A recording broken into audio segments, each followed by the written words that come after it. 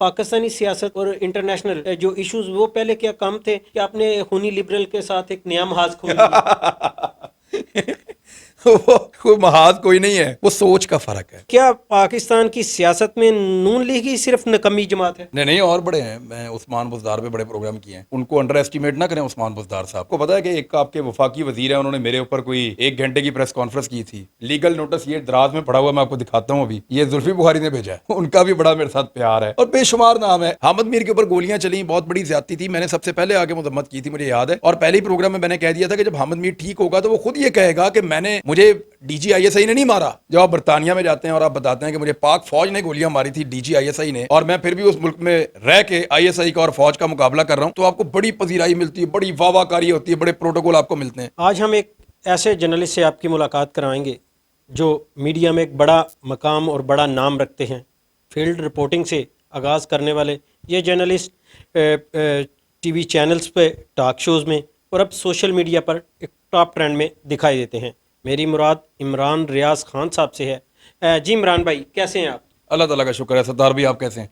ठीक ठाक हैं, शुक्र है अल्लाह का। इमरान भाई, ये बताइएगा कि आजकल आप सोशल मीडिया पे भी प्रोग्राम्स कर रहे हैं, यूट्यूब चैनल्स भी आपने बना रखा है, TV चैनल्स पर भी आप प्रोग्राम करते हैं, तो उन तमाम प्रोग्राम में से अक्सर में आप नून लीग पर तनकीद करते रहते हैं, उन्हें झाड़ पिलाते हैं। क्या पाकिस्तान की सियासत में नून लीग ही सिर्फ नकमी जमात है? नहीं, और बड़े हैं। मैं उस्मान बुज़दार पे बड़े प्रोग्राम किए हैं। आप उनको अंडर एस्टिमेट ना करें, उस्मान बुज़दार साहब को। उन पे मैंने बहुत प्रोग्राम किए हैं।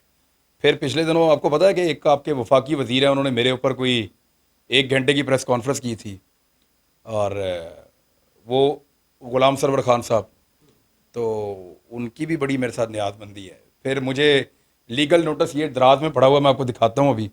ये जुल्फी बुखारी ने भेजा है, उनका भी बड़ा मेरे साथ प्यार है और बेशुमार नाम है। एक्चुअली होता ये है कि हम बात सबके खिलाफ करते हैं और सबके हक में भी करते हैं, लेकिन आप मुझे सीधी सीधी एक बात बताएं, हम जर्नलिस्ट भी हैं ना और इंसान भी हैं। आपके ख्याल में कोई कंपैरिजन है इमरान खान का, जरदारी का और नवाज शरीफ का? कोई मुकाबला हो सकता है इनका? आप मुझे बताएं। हाँ, बुरे लोग तीनों पॉलिटिकल पार्टीज में, अच्छे लोग भी तीनों पॉलिटिकल पार्टीज में। इमरान खान के आसपास ऐसे अजीबोगरीब लोग भी हैं कि अल्लाह की पनाह, और ऐसे करप्ट लोग भी हैं कि अल्लाह ताला उनसे बचाए इस मुल्क को। लेकिन अगर मैं इन तीनों लोगों में देखूं तो मुझे तीनों लोगों में बेहतर आदमी वही लगता है, और ये बात सच है, मुझे कहते हुए कोई शर्म भी नहीं आती। और अब बड़ी क्लियर हो गई है सहाफ़त, लोग बड़ा खुल के आके बात करते हैं। जहाँ तक बात है PMLN की, तो उनके ऊपर जब मैं तनकीद करता हूँ तो वो उसको बहुत ज़्यादा रिएक्ट करते हैं, इसलिए आपको ज़्यादा सुनाई देती है। बाकी लोगों पे जब मैं तनकीद करता हूँ तो वो उतना रिएक्ट नहीं करते, तो इसलिए आपको वो कम सुनाई देती। पीपल्स पार्टी में बड़ी तनकीद करता हूँ, लेकिन आप देखेंगे कि पीपल्स पार्टी वाले उस तरह से रिएक्ट नहीं करते। एक आधे वाक़े के अलावा, वो पलवशा गुस्से में आ गई थी, कोई एक आध दफ़ा और वाक़या हो गया था, वरना नॉर्मली ऐसा होता नहीं है। इमरान भाई, जैसे आपने कहा कि सहाफ़त में आप खुल खिला के सारे बात करते हैं बड़ी जुर्रतमंदी से, लेकिन जो अभी टॉप ट्रेंड चल रहा है उसमें तो आप ही ज़्यादा इन जमातों पे, खास करके मुस्लिम लीग नून पे तनकीद करते दिखाई देते हैं। इसकी ज़्यादा वजह क्या है? वजह यह है कि मैं लाहौर में रहता हूँ और इन्होंने लाहौर में हुकूमत की है गुज़िश्ता 10 साल। इनकी गवर्नेंस को मैंने कवर किया है। मैं बतौर रिपोर्टर कोई 6 साल कवर करता रहा हूँ PMLN को। मैं इनको उतना अंदर से जानता हूँ कि जितना अंदर से शायद पाकिस्तान में कम लोग जानते होंगे। यानी मेरा इनके साथ बड़ा अच्छा ताल्लुक भी रहा है, मैं इनका हमसाया भी रहा हूँ बड़ा अरसा, और बहुत अच्छी तरह मैं इनको जानता हूँ। जब ये कोई चीज़ नहीं बताते हैं ना कि ये चीज़ ऐसे हुई थी, मैं क्योंकि विटनेस हूँ उन सारी चीज़ों का, तो मैं कहता हूँ ऐसे नहीं हुई थी, झूठ बोल रहे हैं, ये ऐसे हुई थी। अब प्रॉब्लम ये है कि वो इसी शहर के रहने वाले हैं, वो मेरे मोहल्लेदारी भी थी, मैं उनको अच्छी तरह जानता हूँ कि एक्चुअली वो क्या चीज़ हैं, और वो सारी चीज़ें मैंने बतौर रिपोर्टर कवर की हुई हैं जिनके बारे में अब वो झूठ बोलते हैं कि इस बंदे को हम जानते ही नहीं। मैंने खुद 10 दफ़ा उस बंदे के साथ उनको देखा, वो कहते हैं फला बंदे से हमारा ताल्लुक नहीं है, वो पता नहीं कैसे आ गया था। मैंने उन बंदों को इनके साथ देखा है।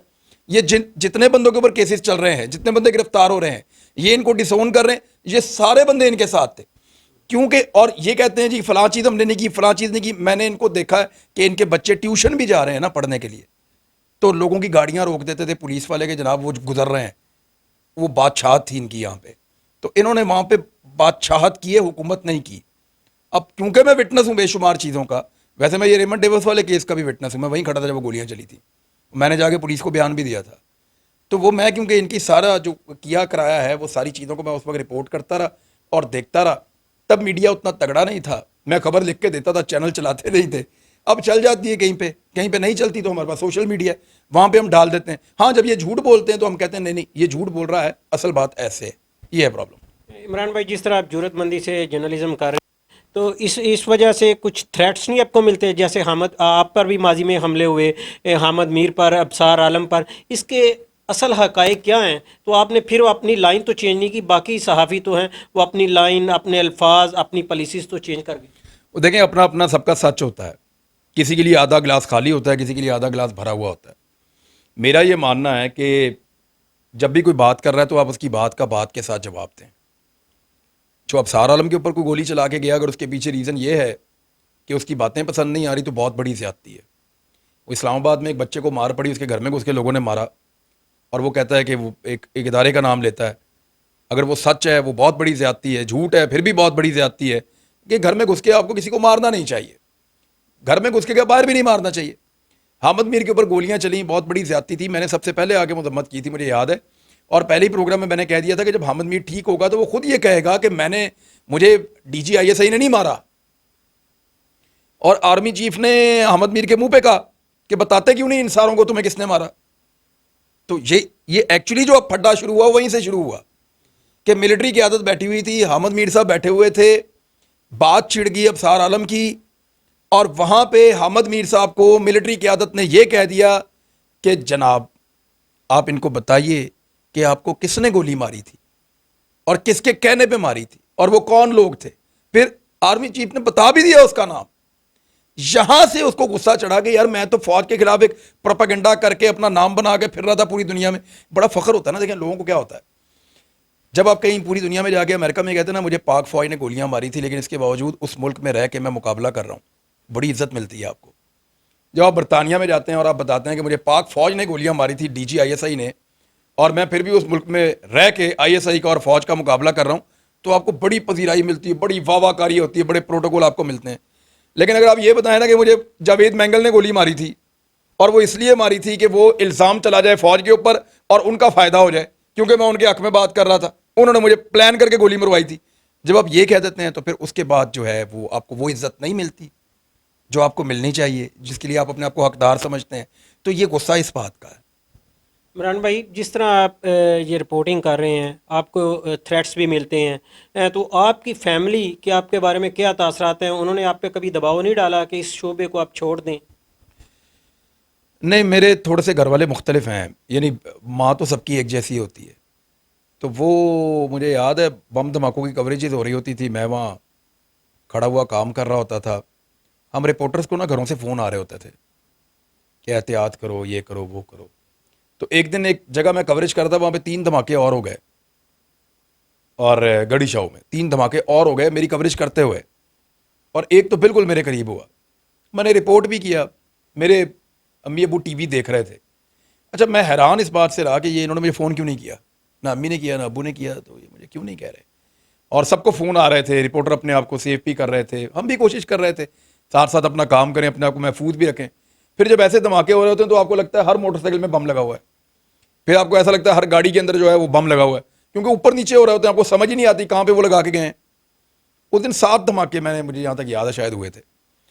تو وہ دھماکے ہوتے جا رہے تھے, اور میں جب گھر آیا تو کافی دنوں کے بعد میری والدہ نے مجھے بتایا, کہتی میں نے تمہارے والد کو کہا کہ فون کرو اس کو, عمران کو. تو انہوں نے کہا نہیں وہ اپنا کام کر رہا ہے, تو اس کے لیے دعا کرو کہ وہ وہاں پہ محفوظ رہے اور اس کو ڈسٹرب نہ کرو, ہم اس کو فون کر کے کمزور کر دیں گے. تو وہ تھوڑا سا اس طرح سوچتے ہیں امی ابو. تو باقی فیملی کو عادت ہی پڑ گئی ہے, ان کو پتہ ہے کہ اب یہی ہے لائف اور اسی طرح کام کرنا ہے. اور اب دیکھیں وہ تب میرے پاس اتنا وسائل بھی نہیں تھے کہ میں کوئی سیکورٹی افورڈ کر سکتا. اس دور میں مجھے پولیس وغیرہ کی سیکورٹی آفر کی تھی, انہوں نے کبھی آج تک زندگی میں سرکاری سیکورٹی نہیں رکھی, نہ پولیس نہ کوئی اور ادارہ, کہیں کوئی سرکاری سیکورٹی کبھی لی نہیں آج تک. مجھے ایسا لگتا ہے کہ مجھے یہ حق نہیں پہنچتا کہ اگر میں افورڈ کر سکتا ہوں تو میں کوئی سرکاری سیکورٹی لے کے پھروں. یعنی اگر میرے پاس اللہ تعالیٰ نے مجھے وسائل دیے ہیں اور میں 2-4 گارڈ اپنے ساتھ رکھ سکتا ہوں, تو مجھے کوئی حق نہیں پہنچتا کہ میں سرکاری وسائل کے اوپر جو ہے وہ گارڈز میرے لیے اویلیبل کیے جائیں. تو اس لیے میں نے وہ پھر سرکاری سیکورٹی نہیں لی، لیکن جب مجھے یہ محسوس ہوتا ہے تو میں اپنے آس پاس تھوڑی سی سیکورٹی بڑھا لیتا ہوں. دوسرا اللہ تعالیٰ سے دعا کرتے ہیں، بچانے والی ذات جو ہے وہ مارنے والے سے بہت بڑی ہے. سب سے بڑی عمران بھائی، پاکستان کی سیاسی حالات جو ہیں، آپ اس میں بلاول بھٹو کا، مریم نواز کا بطور جرنلسٹ کیا فیوچر دیکھتے ہیں سیاسی مستقبل؟ بلاول بھٹو ٹھیک ہے، بلاول بھٹو ڈپلومیٹک ہے، بلاول بھٹو پولیٹیکل ہے. بلاول بھٹو کی اچھی بات یہ ہے کہ وہ لوگوں کی بات سنتا ہے. میں نے پیپلز پارٹی والوں سے نا فیڈ بیک لیا تھا، پی ایم ایل این والوں سے بھی لیا تھا. انٹرنل میٹنگ میں ہم تو نہیں جا کے بیٹھتے کہ اندر سے یہ لوگ کیسے ہیں، وہ آپ کو جاننا چاہیے نا. عمران خان کے بارے میں نے فیڈ بیک لیا تھا، وہ تو مجھے بہت پہلے لوگوں نے کہا کہ وہ ہماری بات سنتا ہے بٹھا کے. یعنی عمران خان ایسا کرتا ہے کہ سب کو جب بٹھا لیتا ہے تو سب کو بولنے کا موقع ملتا ضرور ہے. سب بات کرتے ہیں، پھر وہ بھی بات کرتا ہے، اور پھر وہ مشاورت کے ساتھ کوئی نہ کوئی فیصلہ کرتا ہے. نواز شریف صاحب کا یہ تھا کہ وہ اپنے 3-4 دوستوں کو کہتے تھے کہ تم نے یہ کہنا ہے، تم نے یہ کہنا ہے، تم نے یہ کہنا ہے، اور میں اپروو کر دوں گا. وہ پہلے سے طے کر لیتے تھے، اور وہ اس طریقے سے چلتے تھے. جبکہ زرداری صاحب بھی اسی طرح کا کام کرتے تھے. چودھری برادران کا جو ہے وہ اپنا سسٹم ہے، وہ آپ جانتے ہیں، گجرات سے ہیں، زیادہ بہتر جانتے ہیں. جہاں تک ان دونوں کا کمپیریزن ہے، بلاول کا اور مریم کا، مجھے پی ایم ایل این میں کسی نے یہ نہیں کہا کہ وہ بات سننا چاہتی ہیں. مریم نواز وہ بات کرنا چاہتی ہیں. سننے کا حوصلہ نہیں ہے تو آپ لیڈر نہیں بن سکتے، آپ لوگوں کو لیڈ نہیں کر سکتے. بلاول کی خوبی یہ ہے کہ بلاول تمام لوگوں کی بات سنتے ہیں، اور سننے کے بعد ان سے مشورہ کرتے ہیں، اور اس کے بعد پورے سے فیصلہ کرتے ہیں. میں آپ کو مثال کے طور پر ان کی ایک میٹنگ ہوئی رائے گڑھ میں، بلاول آئے وہاں سے، اور ان کے ساتھ 7-8 اہم لوگ تھے پیپلز پارٹی کے، اور مریم نواز بھی وہاں سے، اور اپنے ساتھ 7-8 اہم لوگ تھے پی ایم ایل این کے. انہوں نے آپس میں ایک میٹنگ کی. ان کی میٹنگ کی میں نے 1-1 منٹ کی خبر لی. میں نے کہا پتہ چلے ایکچولی یہ ہیں کیسے. تو پیپلز پارٹی کے لوگ نا سر پکڑ کے بیٹھے ہوئے تھے. میں نے کہا یہ ہوا کیا؟ انہوں نے کہا جی کہ اتنے سینئر لوگ بیٹھے ہوئے تھے مریم کے ساتھ، اس نے کسی کو بولنے ہی نہیں دیا. کیا مطلب؟ کوئی بولنے لگتا تھا وہ کہتے 1 منٹ ہے میں بتاتی ہوں، آپ رکے میں بتاتی ہوں، اب ٹھہرے میں بتاتی ہوں. تو وہ نہ سننا، خود بات کرنا، بہت زیادہ جلد بازی کرنا، اس سے آپ لیڈر نہیں بنتے.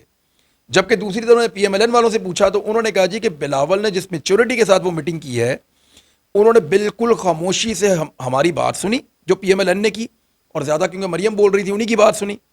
اور پھر جب ان کی باری آئی تو انہوں نے اپنے لوگوں کو کہا جو اس کے بارے میں جانتے تھے، چیز کے بارے میں، آپ بتائیے. اور اینڈ میں انہوں نے کہا جی ہم کسی کنکلوژن پہ پہنچیں گے، ہمیں بیٹھتے رہنا، ملتے رہنا چاہیے. انہوں نے کہا بہت میچورلی ہینڈل کیا بلاول نے.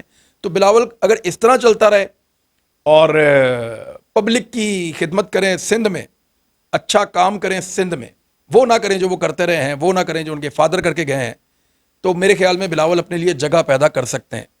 مریم کے لیے بہت مشکل ہے، وہ اس کے اندر وہ والا کرنٹ ہی نہیں ہے. یعنی جلسہ جلوس تو کر لیں گے، لوگ اکٹھے کر لیں گے، مجمع لگا لیں، لیکن پالیٹکس کے لیے بہت ساری اور چیزیں آپ کو چاہیے ہوتی ہیں، وہ نہیں.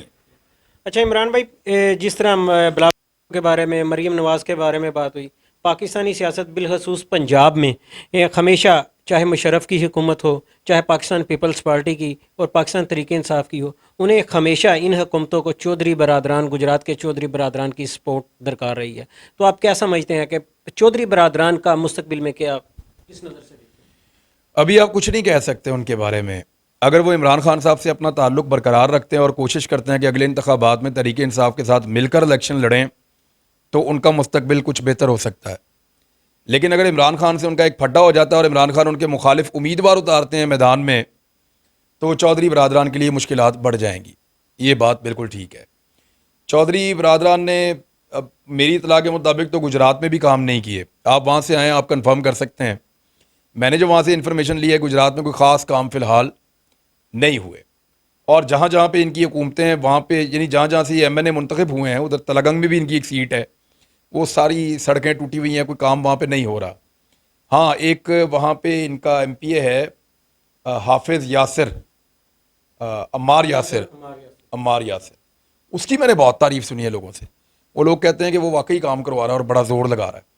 لیکن اوورآل جو چودھری برادران کے ذمے تھا وہ اتنا کر نہیں پائے حکومت موجود. دیکھیں، چودھری پرویز لائی تو خود سپیکر پنجاب اسمبلی ہیں، اور چودھری شجاعت حسین ہیں وہ بیمار ہیں. اب ان کی تیسری نسل، ان کی فیملی، چودھری شجاعت حسین کے بیٹے، چودھری پرویز الہی کے بیٹے، چودھری وجاز حسین کے بیٹے آپ سیاست میں حصہ لے رہے ہیں، آپ دیکھتے ہیں کہ وہ چودھری برادران کی روایات کو برقرار رکھ سکیں گے؟ صرف ایک بندہ مونس الہی، اس میں سیاسی کرنٹ میں نے دیکھا ہے، ان میں باقیوں میں نے نہیں دیکھا، کیونکہ میں نے مونس الہی کو باقاعدہ پولنگ ایجنٹ کے طور پہ وہاں پہ ایک الیکشن ہو رہا تھا جس میں عمران مسعود کا الیکشن تھا غالباً، اور ساتھ دوسری طرف سے عمران نام کا کینڈیڈیٹ تھا، ایک ضمنی انتخاب تھا، میں آیا تھا، عمران ظفر کا میں آپ ہی کے پاس آیا تھا کور کرنے کے لیے، PMLN کی ٹکٹ۔ تو وہاں پہ آپ کو یاد ہے مونس الہی پولنگ ایجنٹ کے طور پہ تھا. تو یہ بڑی ٹریننگ ہوتی ہے، یعنی اگر آپ کہیں حمزہ شہباز کو کہ پولنگ ایجنٹ بن جاؤ یا مریم نواز کو، تو کبھی نہیں بنیں گے، کبھی بلاول کو کہیں وہ کبھی نہیں بنیں گے. تو انہوں نے بڑی بیسک ٹریننگ دی ہے مونس الہی کو، اور مونس الہی میں وہ والا پرابلم بھی نہیں ہے، اقتدار میں آ کے بندہ تھوڑا خراب ہو جاتا ہے، لیکن مونس الہی کیری کر سکتے ہیں اس لیگیسی کو جو ان کے خاندان میں ہے. باقی مجھے کوئی نظر نہیں آتا ویسا. اچھا، پاکستان مسلم لیگ نون پہ پھر آتے ہیں. پاکستان مسلم لیگ نون کے ساتھ آپ کی جتنی زیادہ قربت تھی، اب اتنی ہی دوری پیدا ہو چکی ہے. اس کی وجہ کون ہے؟ مریم نواز ہیں، حمزہ شہباز، میاں شہباز، یا میاں نواز شریف؟ نہیں، میری کوئی میرا پرابلم صرف یہ ہے کہ میں نے انکار کر دیا تھا کہ اس میں سپورٹ، پہلا ان کا جو مجھے آئی بات، انہوں نے کہا جی ماڈل ٹاؤن سانے پہ ہمیں سپورٹ دیں آپ، یعنی میں نہیں کر سکتا، اللہ کو بھی جا کے جواب دینا ہے، میں یہ نہیں کر سکتا. پھر انہوں نے کہا پاناما پہ آپ سپورٹ دیں، میں نے کہا جی وہ ثبوت سارے آپ کے خلاف ہیں، میں کیسے آپ کے ساتھ کھڑا ہو جاؤں، تو میں نہیں کر سکتا. اس وجہ سے تھوڑی دوری پیدا ہوئی. ان کے جتنے میرے دوست آپ حیران ہو جائیں گے، جتنے میرے دوست ہیں بہترین، وہ PMLN میں ہیں، اور یعنی باقی جماعتوں میں اتنے نہیں ہیں. ایون آپ بھی جانتے ہیں اچھی طرح PMLN کے جتنے MPs MNAs میرے دوست ہیں شاید کسی اور پارٹی میں ہوں ہی نہ، اور آج بھی ان سے ویسی دوستی ہے، اور وہ یہ کہتے ہیں کہ آپ جو کہہ رہے ہیں وہ ٹھیک کہہ رہے ہیں، ہمیں سوٹ نہیں کر رہا. اس فیملی کے اوپر میں بات کرتا ہوں کہ یہ فیملی کیوں قبضہ کر کے بیٹھی ہوئی ہے، اور ان کے یعنی اب کہنے میں یہ آ رہا ہے کہ جی مریم نواز الیکشن لڑے گی، پھر ان کا بیٹا وہ بھی تیار ہے وہ بھی الیکشن لڑے گا. یہ کیا ہے؟ یہ تو بادشاہت ہے نا، یہ سیاست تو نہیں ہے. سیاست میں تو آپ کو آنا پڑتا ہے، سیاست کرنی پڑتی ہے، جوتیاں گھسنی پڑتی ہیں، آپ کو نعرے لگانے پڑتے ہیں، آپ کو زور لگانا پڑتا ہے، آپ کی پولیٹیکل سٹرگل ہوتی ہے. یہ بچہ ہے تو آٹومیٹکلی سیاستدان ہے، ایسا نہیں ہوتا، اور ایسا ہونا بھی نہیں چاہیے. تو یہ بیسیکلی تو یہ پرابلم. اور شہباز شریف اگر سیاستدان تھے تو ان کے بعد بے شمار لوگوں نے قربانیاں دی ہوئی تھیں PMLN کے اندر. PMLN کے لوگ آف دی ریکارڈ میں کہتے بھی ہیں کہ یار ان کے بچے آ جاتے ہیں ہمارا کھا. یعنی خواجہ سعد رفیق نے کیا بگاڑا؟ ساری زندگی سیاست کی، جیلیں تک کاٹی، مار تک کھائی. لیکن پارٹی کی عادت کے سامنے تو کوئی بات کیسے بولیں؟ یہ ان کو فارغ کر دیتے ہیں. چودھری نثار نے بولا تھا نا، سب سے طاقتور آدمی تھا، کیا حالت کی اس کی انہوں نے. تو بات یہ ہے کہ انہوں نے کیپچر ایسے کیا ہوا. میں تو نہیں ہوں ان کی پارٹی میں تو بول سکتا ہوں. اب ان کے لوگ آ کے میرے پاس روتے ہیں، مجھے یہ کہتے ہیں کہ جناب انہوں نے پارٹی پہ قبضہ کیا ہوا، قربانیاں ہم جائیں، مارے ہم کھائیں. یہ پہلے بھی باہر بھاگ گئے تھے، اب بھی یہ انجوائے کر رہے ہیں. دار ان کے بچوں کے پاس رہے گا، یعنی ان کے پاس پہلے سے اپنی وزارت عظمیٰ کا کینڈیڈیٹ ہے کہ اگلے 10 سال کے لیے 20 سال کے لیے مریم نواز ہے، اور اس سے اگلے 10 یا 20 سال کے لیے اس کا بیٹا ہے. تو عمران خان فیوچر میں آپ کس کی حکومت دیکھ رہے ہیں بطور جرنلسٹ؟ ابھی کچھ نہیں کہہ سکتے. اگر عوام کو ریلیف دے دیا عمران خان نے، چاہے آخری سال میں بھی دے. دیکھیں اس کو 2-3 چیزوں کے فائدے ہوئے ہیں. ایک تو کسان کو اس نے اپنی طرف کیا ہے بہت بڑی تعداد میں. آپ کے کیونکہ 60 سارے کسان ہیں وہاں پہ، بہت بڑی تعداد میں آپ انہیں جانتے ہیں، آپ ملتے بھی ہیں کسانوں سے، آپ کا زرعی علاقہ ہے. وہ کسانوں کی فصلیں نہیں ڈوبی جب سے عمران خان کی حکومت آئی ہے، ایک بھی نہیں ڈوبی. یعنی ان کی لگاتار 6 فصلوں میں ان کا جیک لگا ہے. تو اس کا مطلب یہ ہے کہ ان کو فائدہ ہوا ہے. اب وہ ایک بہت بڑی تعداد ہے، وہ ایک نیا ووٹ ہو سکتا ہے عمران خان کا. دوسرا جو ہے، ایک تو ایبسلیوٹلی ناٹ کا بہت فائدہ ہوگا قبائلی علاقہ جات میں ادھر ادھر، اور خاص طور پہ خیبر پختونخوا میں، بلوچستان میں، یہاں پہ جو ایبسلیوٹلی ناٹ عمران خان نے کہا ہے، اس کا بھی اس کو فائدہ ہوگا. تیسرا دیکھیں پنجاب کے اندر کون کتنی سیٹیں لے جاتا ہے اس پہ، اور اوورسیز پاکستانیوں کو ووٹ ملنے کا حق ملنے پہ عمران خان پہ ڈیپینڈ کرتا ہے کہ اس کا بنے گا کیا. سیکنڈ لاسٹ کویسچن، آپ بطور جرنلسٹ الفاظ سے کھیلتے ہیں، بطور ہنٹنگ آپ گن سے کھیلتے ہیں، اور آپ باکسنگ میں اپنے ہاتھوں کا استعمال کرتے ہیں، تو سب سے زیادہ آپ کس فیلڈ میں زیادہ رہنا پسند کرتے ہیں؟ دیکھیں یہ تو جرنلزم تو میرا پیشن تھا اور آج بھی ہے. اس کو تو میری فرسٹ پریورٹی جرنلزم ہوتا ہے. اس کے بعد ایکچولی ہنٹنگ جو ہے وہ نیچر میں جانے کا ایک بہانہ ہوتا ہے.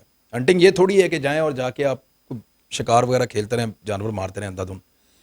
ہوتا یہ ہے کہ ایک اچھا ہنٹنگ بھی جو ہے نا وہ ایک انسٹنکٹ ہوتی ہے، وہ سب کے اندر نہیں ہوتی.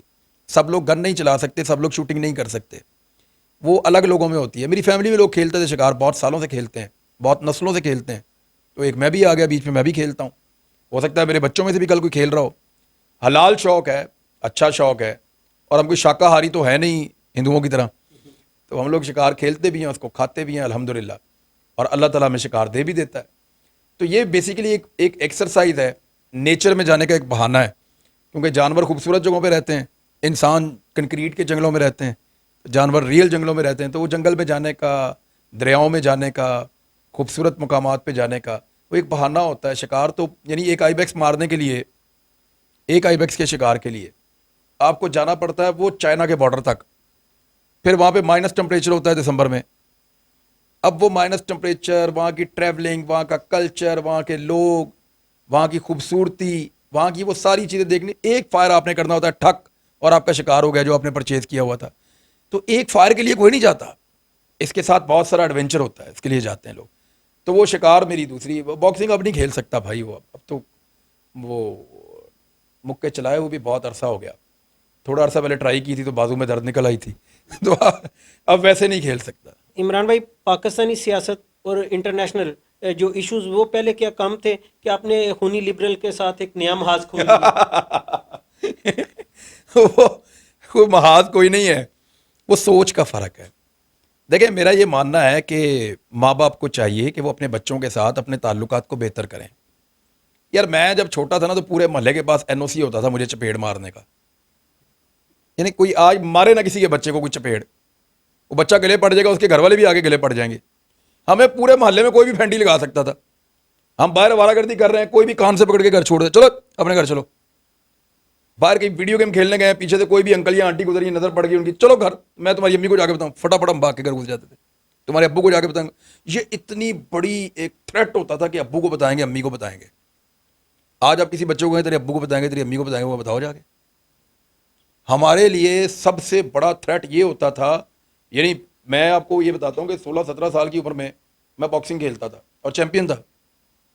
تو ہمیں کس بات کا ڈر تھا, اور اس وقت پرواہ بھی نہیں ہوتی تھی. اس وقت بھی اگر کوئی یہ کہہ دیتا تھا نا, یعنی ہم کسی جسمانی طور پہ اپنے سے کمزور لڑکے کو قابو کرنے لگتے تھے نا, کوئی جھگڑا ہو جائے تو وہ میں تیرے گھر جا کے دس دیا گا, تو ہم اس کو چھوڑ کے معافی مانگنا شروع کر دیتے, یار میرے گھر نہ نہیں, تیری بڑی مہربانی. وہ بدماش بن جاتا تھا ہمارے اوپر. ہم اچھے خاصے اس سے تگڑے ہونے کے باوجود اس کے آگے ہاتھ جوڑ رہے ہوتے تھے کہ ہمارے گھر پہ شکایت نہ لگا دی جا کے. تو یہ ہمارا ٹائم تھا. میں یہ کہتا ہوں بڑا خوبصورت ٹائم تھا. ہم بے شمار برائیوں سے بچے ان وجہ سے. یعنی ہم پکڑنے جاتے تھے, تھوڑے سے ہم بڑے ہو گئے تو ہم پکڑتے تھے, فلاں کا لڑکا سگریٹ پیتا, اس کو رنگے ہاتھوں پکڑو جا کے, تو پکڑ کے اس کے گھر جا کے چھوڑ کے آتے تھے, یہ دیکھیں سگریٹ پی رہا تھا. آج پکڑے کوئی کسی کو. تو میں یہ کہتا ہوں کہ وہ فیملی باؤنڈ, وہ رشتہ داریاں, وہ تعلق داریاں, ان کو زندہ کیا جائے. وہ ہمارا ایک اثاثہ ہے, ہمارا کلچر ہے. ہمارا دین بھی کچھ چیزوں سے روکتا ہے. اپنے آپ کو کچھ خود ہی اپنے اوپر کچھ پابندیاں لگا لیں, اور یہ آپ کے فائدے کے لیے ہیں. دیکھیں نا, آپ اپنے اوپر یہ پابندی لگاتے ہیں نا کہ میں نے گاڑی کو 120 سے اوپر نہیں چلانا ورنہ ایکسیڈنٹ ہو جائے گا. آپ اپنے اوپر یہ بھی پابندی لگاتے ہیں کہ میں نے آنکھیں بند کر کے گاڑی نہیں چلانی. آپ یہ بھی پابندی لگاتے ہیں کہ نشہ کر کے گاڑی نہیں چلانی. آپ اور بہت ساری پابندیاں, سیٹ بیلٹ باندھ دی ہیں, یہ بھی پابندی ہے ایک طرح کی. آپ اپنے اوپر یہ پابندی لگاتے ہیں, رات کے وقت سونا ہے, دن کے وقت جاگنا ہے. یہ کچھ چیزیں ہیں جو آپ تقاضا ہے آپ کے تحفظ کا, اور بے شمار چیزیں. تو کچھ پابندیاں اپنے اوپر ایسی لگائیں کہ آپ اور آپ کے بچے محفوظ رہیں. میں کوئی آپ کو باندھنے کی یا قید کرنے کی بات نہیں کر رہا, میں قریب آنے کی بات کر رہا ہوں. تو یہ مہربانی کریں. یہ خاندانی نظام پہ بات ہو رہی تھی, کوئی خدا نہ خواستہ میں کسی کے خلاف نہیں تھا. وہ جو بچی قتل ہوئی ہے لڑکی, مجھے اس سے, اس کے ماں باپ سے ہمدردی ہے. وہ بیچاری کے ساتھ ظلم ہوا ہے, جس نے ظلم کیا اس سے بڑا سر عام پھانسی دینی چاہیے, چوک کے اندر لٹکانا چاہیے. اور میں سب سے بڑا حمایتی ہوں گا جب اس کو چوک کے اندر لٹکائیں گے. اس وقت یہ خونی لبرل یاد رکھیے گا, پھر بولیں گے کہ چوک میں پھانسی کیوں دی, اس سے تو برا لگتا ہے دیکھنے میں. یہ سارے خونی لبرل اس لڑکے کی پارٹیز میں جاتے تھے. وہ لڑکا نشہ پرووائڈ کرتا تھا, یہ سارے اس میں جاتے تھے, یہ سارے انجوائے کرتے تھے. میں اس روٹ کاز کی بات کر رہا ہوں, ان وجوہات پہ بات کر رہا ہوں جن کی وجہ سے اس قسم کے واقعات ہوتے ہیں. تو اپنے بچوں کو ان سے بچائیں, بس میری یہ درخواست تھی. ان کو یہ پسند نہیں ہے, وہ یہ کہتے ہیں ہماری پارٹیز بھی چلتی رہیں, ہمارے نائٹ شوز بھی چلتے رہیں, ہماری عیاشیاں بھی چلتی رہیں, ہمارے جو بچے ہیں وہ بادر پدر آزاد بھی ہوتے رہیں, اور انہیں کوئی ہاتھ بھی نہ لگائے. یہ پیرلل نہیں چلیں گی. ہماری سوسائٹی کسی اور طرح کی ہے. یہ سوسائٹی ایکسیپٹ نہیں کرے گی ان چیزوں کو. ہونا بھی نہیں چاہیے, برا لگتا ہے. یعنی کون ماں باپ ایسے اجازت دیتے تھے؟ ابھی لوگوں کو پتہ ہی نہیں ہوتا ان کے بچے کہاں سو رہے ہیں, کہاں جا رہے ہیں, کس گھر میں رہ رہے ہیں, کہاں پھر رہے ہیں, کون سے شہر میں. وہ جو فیملی باؤنڈ ہے واپس آنا چاہیے. آج کے اس شو میں عمران ریاض خان صاحب پاکستان کی سیاست ہو, صحافت ہو یا زندگی کا کوئی شعبہ ہو, اس پر گہری نظر رکھتے ہوئے انہوں نے اپنے دل کی باتیں ہم سے شیئر بھی کی. اس کے ساتھ ہی ہمیں اور عمران ریاض خان صاحب کو اجازت دیں. شکریہ.